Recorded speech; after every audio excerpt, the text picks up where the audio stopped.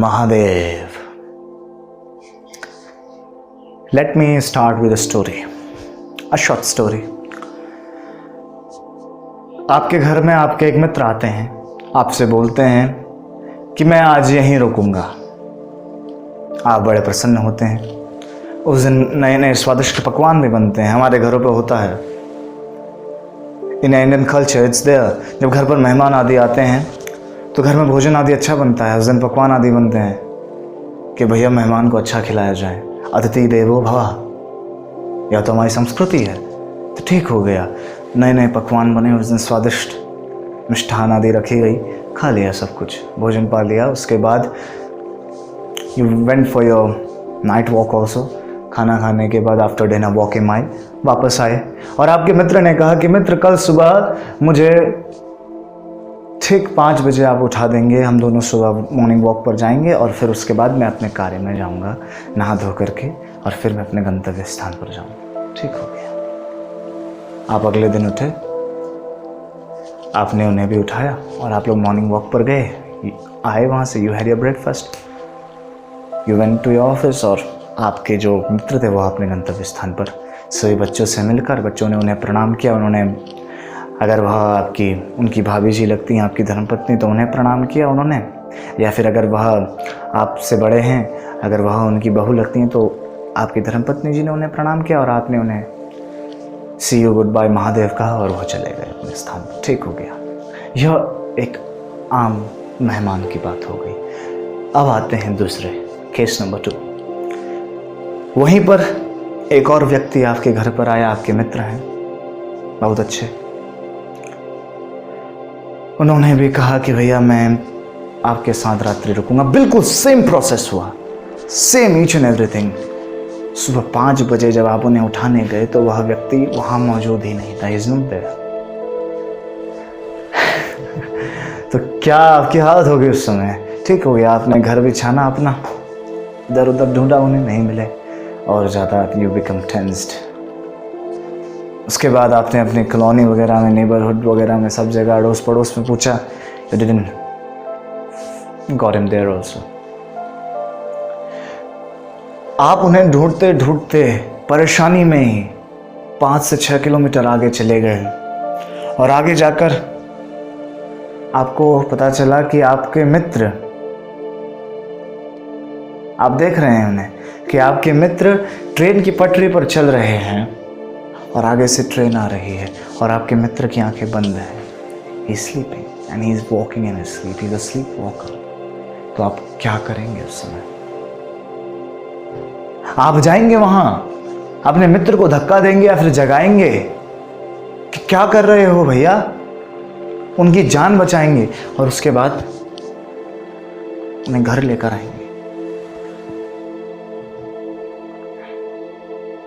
What is this now? This is known as unconsciousness। सुषुप्त अवस्था, जहां कुछ पता ही नहीं कि चल तो रहे हैं, पता नहीं कहां चल रहे हैं, कार्य कर रहे हैं, पता नहीं क्या कर रहे हैं।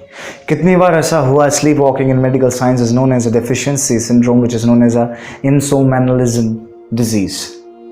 Because in this disease, person don't know that what he is doing. He performs activities in his sleeping process, but he's not in his awakened situation, in his awakened consciousness that he knows that what he's doing. He's unknown from what he's doing. तो उसे तो पता नहीं वह क्या कर रहा है। कितनी बार हुआ है कि sleep walkers have killed many people। उन्होंने कितनों को मार दिया क्योंकि उन्हें तो पता ही नहीं। वो सपने में देख रहे होते हैं, नींद में चल रहे होते हैं, उन्हें पता ही नहीं होता। They perform activities in their sleep and they are unaware of what they are doing. तो ऐसे व्यक्ति को क्या करा जाता है? और ज़्यादा सतर्कता में रखा जाता है और ज़्यादा नज़रबंद करके रखा जाता है, अपनी नज़रों के सामने रखा जाता है, वही खासकर जब वह सोया हो। अब इसे मैं अध्यात्म से जोड़ता हूँ। अध्यात्म को हमारे कहा गया है द फादर ऑफ साइंस, क्योंकि जहां साइंस खत्म होता है वहां से अध्यात्म शुरू होता है। अब इसे अध्यात्म से जोड़ते हैं, आपसे जोड़ते हैं। स्लीप वॉकिंग को हमारे अध्यात्म में कहा गया है सुषुप्त अवस्था, जिसे हमारे वहाँ कहा गया है बिना ज्ञान का व्यक्ति, जिसे नहीं पता कि मेरे जीवन का लक्ष्य क्या है, मैंने क्या करना है, किम अर्थानि मम जीवना, कि किस अर्थ हेतु यह मेरा जीवन है, मेरा कार्य क्या है इस जीवन का, जिसे अपना लक्ष्य पता ही नहीं, जिसे अपना केंद्र बिंदु, ध्यान केंद्रित बिंदु का पता ही नहीं, हु इज अनअवेयर, बस जिंदगी जिए जा रहा है, he is living his life continuously, केवल जिंदगी जी रहा है, जूझ रहा है और जीवन के आनंद से वंचित है और जीवन के लक्ष्य का उसे पता ही नहीं। उसे कहते हैं हमारे वहाँ स्लीप वॉकर। अब दूसरी स्टेज आती है हमारे वहाँ, जिसे कहा गया है कॉन्शियसनेस, अवेकन, जहां आदमी जागृत होता है। स्लीप वॉकर को अगर कोई ऐसा व्यक्ति मिल जाए जो उसके ऊपर ध्यान रखे, जो उसे बार बार नींद पे जैसे ही वो जागे तो उसे फिर सुला दे, उसकी देखभाल करें, तो क्या होगा कुछ समय बाद मेडिकल थेरेपीज करें उसके साथ, ऐसा कोई डॉक्टर उसे मिल जाए तो क्या होगा, He'll be fine after some time, he'll be cured। तो वह डॉक्टर क्या है, इसे मास्टर, गुरु कहा गया है उसे अध्यात्म में, जो भटके हुए को राह दिखाता है कि बेटा तेरा जीवन इस हेतु है, धर्म हेतु अवतरे हूं गुसाई। स्वयं वासिष्ठ जी ने कहा है, स्वयं मर्यादा पुरुषोत्तम राम को तक जिन्होंने योग वासिष्ठ की शिक्षा दी है कि धर्म हेतु अवतरे हूं गुसाई, कि प्रभु इसके लिए अवतरित हुए हो, क्या कर रहे हो।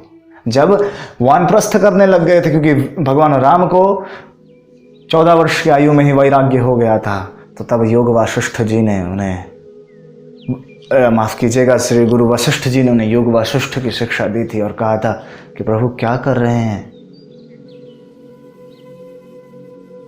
आपका अवतरण ही धर्म हेतु हुआ है और आप ही धर्म छोड़कर बस वैराग्य के लिए जा रहे हैं। इसलिए तो केवल भगवान राम का नाम लेने से ही तर जाता है व्यक्ति। उन्होंने कहा कि आपके नाम लेने से ही लोग तर जाएंगे। क्यों? क्योंकि अभी अगर आप जाएंगे तो केवल आपका ही उद्धार होगा, आप ही मुक्त होंगे। परंतु अगर आप अपने कार्य को करेंगे वैराग्यता के साथ, अंदर से वैराग्यता के साथ, तो आप अपने कार्य को करने के साथ मर्यादा पुरुषोत्तम कहलाएंगे और भगवान कहलाएंगे और लोग आपको फॉलो करेंगे और आपका नाम जपेंगे। और that's why one who does his work with his complete simplicity, they become the real heroes. जितनों ने भी अपने जीवन में बड़े से बड़ा कार्य किया है और वह भी बिल्कुल सिंप्लिसिटी के साथ, बिल्कुल नॉर्मल जीवन जीने के साथ और बिल्कुल सरलता के साथ, उन्हीं का नाम रोशन हुआ है। मैंने कहा कि उनका नाम लेने से तर जाते हैं, वह हो जाते हैं। तरने का अर्थ है कि राह मिल जाती है कि हमें भी ऐसा करना है। तरने का अर्थ नहीं कि राम नाम कहेंगे और जागृत हो जाएगा, नहीं। तरने का अर्थ है कि राह मिल जाएगी, कि राम की तरह बनना, आइडल मिल जाएगा एक।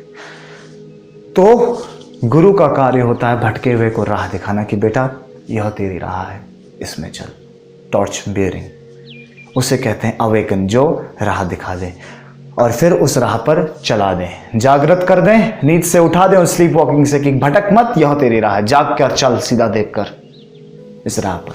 वह है गुरु, and that is known as a state of consciousness. और वह होती है जब गुरु मिल जाता है। गुरु तक तो जागृत हो गया, कॉन्शियसनेस जागृत हो गई, आप अपने राह पर चल गए, अपने लक्ष्य पर निर्धारित करके आप उसे फॉलो करने लग गए। अब बारी आती है सब कॉन्शियसनेस की, अवेकनिंग जिसे कहा गया है। My channel name is also Trathari Awakening and I am also a subconscious person. Awakening का अर्थ है कि मार्ग पर चले चले हल्द्वानी से आपने नैनीताल जाना है या फिर उत्तराखंड से आपने दिल्ली जाना है, तो उत्तराखंड से आप चले रास्ते पर बिल्कुल बढ़िया करके ठीक दिल्ली पर पहुंच गए। पहले वाली स्थिति है कि उत्तराखंड से जाना दिल्ली है, रास्ता उत्तराखंड टू दिल्ली और उत्तराखंड टू मेरठ चले गए, या फिर उत्तराखंड टू यूपी चले गए, या उत्तराखंड टू बिहार चले गए, गलत जगहों पर भटक गए। दूसरी स्थिति है कि उत्तराखंड टू दिल्ली की रूट पकड़ी और चले गए उस पर। और तीसरी स्थिति है कि उत्तराखंड टू दिल्ली, उत्तराखंड से चले और दिल्ली पहुंच गए। पहली स्थिति उत्तराखंड से जाना था, भटक गए। दूसरी स्थिति है उत्तराखंड से चले गए दिल्ली के लिए, और तीसरी स्थिति है दिल्ली पहुंच गए। मतलब अपने गंतव्य स्थान पर पहुंच गए, अपने लक्ष्य को पा लिया। You got your goal, that is known as subconsciousness awakening. जागृत हो गया और हमेशा जागृत रहेगा और दूसरों को भी जागृत कर सकेगा। पहली स्थिति है सुषुप्त अवस्था, बिना जाने चल रहे हैं, बस जिंदगी जीवन जी रहे हैं। दूसरी अवस्था है कि जीवन का लक्ष्य मिल गया और जीवन को लक्ष्य के साथ निर्धारित करते हुए जीना सीख लिया। और तीसरी स्थिति है कि जीवन के लक्ष्य को पा लिया और दूसरों के लिए भी रोल मॉडल बन गए, दूसरों के लिए भी आइडल बन गए। And that is known as the process of awakening, subconsciousness. This is known as unconsciousness, consciousness and subconsciousness, and my topic for this video was this only: unconsciousness, consciousness and subconsciousness. Stay tuned for my next video, and the next video is on the topic about how to control your mind, because this is the world's best laboratory and this is the world's biggest laboratory and the fastest and the finest laboratory, and if we control this, we become the conqueror of the world of ourselves. Stay tuned, stay blessed, stay happy, keep smiling. Har Har Mahadev, Jai Tritari.